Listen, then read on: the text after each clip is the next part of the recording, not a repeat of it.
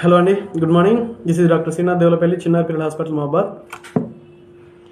ఇంకా ఈరోజు విషయం ఏంటంటే కొంచెం ట్రెండింగ్ టాపిక్తో వచ్చినాం బయటికి. అదే హెచ్ఎంపీవి. నోట్లో చక్కగా నాలుగు కూడా తిరగని రోగాలన్నీ పట్టుకొచ్చి పెడతారు దరిద్రుడు, చైనా వాళ్ళు. హ్యూమన్ మెటా న్యూమో వైరస్ అంట. మొన్ననే 5 సంవత్సరాల క్రితం ఏదో పట్టుకొచ్చి వదిలిపెట్టిండ్రు. మళ్ళీ ఇది ఒక కొత్తది. ఇదే పని ఉంటారు వాళ్ళు.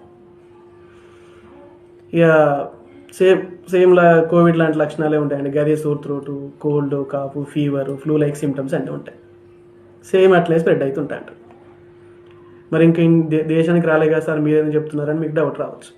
ఏం లేదు, అది వచ్చేది బుడ్డ పిల్లగాళ్ళకి.